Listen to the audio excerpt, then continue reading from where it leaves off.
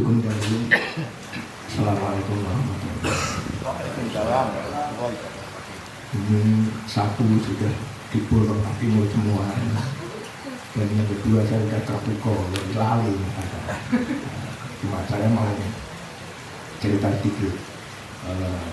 Di Jepang itu ada tokoh namanya Musashi. Nah, dia lahir itu pada tahun 1584, abad ke-16 akhir itu. Dia itu pada umur 13 tahun membunuh musuhnya yang pertama. Nah, seumur hidupnya itu dia sudah duel kira-kira 60 kali, lebih 60 sekian, dan tidak pernah kalah sekalipun. Musashi itu adalah jago pedang. Nah, dia otodidak menemukan teknik sendiri. Ketika menjelang meninggal, usianya 70 tahun yang meninggal itu, dia menulis satu buku. Itu satu-satunya buku yang ditulis. Judulnya adalah Kitab 5 Cincin. Itu ceritanya soal bagaimana dia menemukan jalan pedang.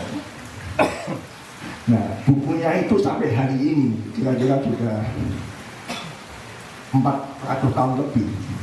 Di Jepang itu menjadi salah satu buku yang dipelajari atau buku wajib mulai tingkat SMA sampai di kampus-kampus. Hakikat intinya apa? Intinya adalah bahwa seseorang itu dia harus bisa menemukan passionnya. Nah, ini kaitannya dengan kemerdekaan atau kebangsaan. Jadi kalau dia sudah bisa merumuskan atau mencari sebenarnya jalan hidup saya itu, panggilan saya apa, nah itu ditekuni, otomatis dia akan menjadi seorang master. Kayak Mas Adit ini, Sugibornian itu dia mempunyai 235 subscriber di YouTube-nya. Itu postingannya, lagu-lagunya itu yang menonton itu jutaan, ada yang 64 juta kalau tidak salah. Nah, ini mungkin kalahnya cuma dengan Deddy Corbuzier ya. Tapi dia ini band yang baru, dan saya pernah diceritakan oleh Mas Januar, dari YouTube saja setahun itu grup ini tuh mendapat penghasilan ratusan juta. Nah, itu mah benar atau tidak, tapi tadi saya bertanya bahwa dia itu setidak-tidaknya sebulan bisa pentas 8 kali. Sekali pentas ya 40-an juta. Nah, itu bayangkan bahwa hanya musik yang semacam itu, yang enteng lah, enteng, dan itu bisa didengar oleh banyak orang, tapi dia bisa exit. Sementara band-band yang lain ya, itu untuk dapat tanggapan sebulan sekali aja susahnya minta ampun. Band Semarang maksud saya. Meskipun hebat itu, tapi Sugibornian ini dia juga mempunyai kemerdekaan. Sampai saat ini dia belum pernah mau untuk ditanggap untuk event yang tidak apresiatif. Jadi pernah misalnya ditanggap untuk pesta pernikahan, tak bayar dulu, tak bayar 1 juta, tidak mau. Nah, itu saya anggap bahwa kenapa Sugibornian bisa eksis, karena dia punya sebuah standar. Ya, kemerdekaannya di situ. Demikian juga Mas Danang atau Mas Lawu ini, meskipun dia itu masih muda, tapi ketika dia merasa bahwa sekolahannya itu adalah tidak sesuai dengan yang dijadikan visi misinya, nah dia dengan tanpa beban berani melakukan kritik.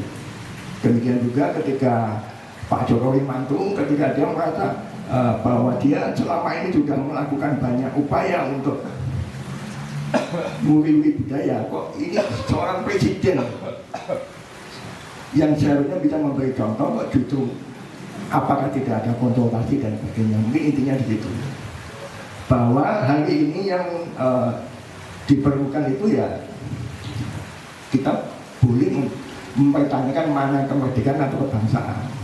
Karena apa? Ketika merdeka 78 tahun yang lalu, saya terutama tidak bisa membayangkan apa sih yang dipikirkan oleh bapak-bapak yang merencanakan Indonesia merdeka. Semuanya sudah meninggal. Jadi saat ini yang usianya 78 tahun itu ya paling jumlahnya cuma tinggal berapa puluh atau berapa ratus ribu lah. Artinya apa? Kita ini boleh atau bahkan setengahnya wajib untuk mempertanyakan kembali sebenarnya mana kemerdekaan itu untuk hari ini seperti apa sih? Itu boleh kita mempertanyakan itu. Ya, di tempat ini mungkin yang paling sepuh adalah kalau enggak Mbahmu, Mbah Ubed ya. Itu pun ketika merdeka beliau sudah ibaratnya belum ada ya. 20 tahun setelah merdeka beliau baru lahir. Ya artinya ini kan sudah jarak yang sangat jauh. Padahal 5-10 tahun yang sebelum corona aja kita udah lupa itu ada apa. Apalagi 78 tahun yang lalu. Nah hari ini kenyataannya adalah apa? Banyak sekali belum ada kemerdekaan.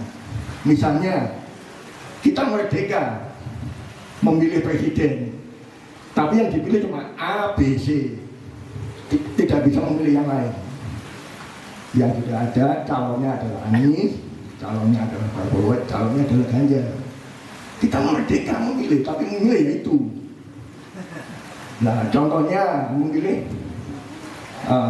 calon wali kota, saya tidak bisa, Mas Timur tidak bisa, Pak Fajar tidak bisa kalau tidak ada konsekuensinya. Nah ini jadi kita ini sudah merdeka, tapi merdekanya itu sudah diarahkan. Merdekanya adalah merdeka yang terikat atau terjajah jangan-jangan. Nah jadi intinya yang saya sampaikan tadi juga sebagian besar disampaikan Mas Timur, jadi ini nggak usah ditanggapi apa-apa, ini hanya sebuah respon saja. Matur nuwun, assalamualaikum warahmatullahi wabarakatuh.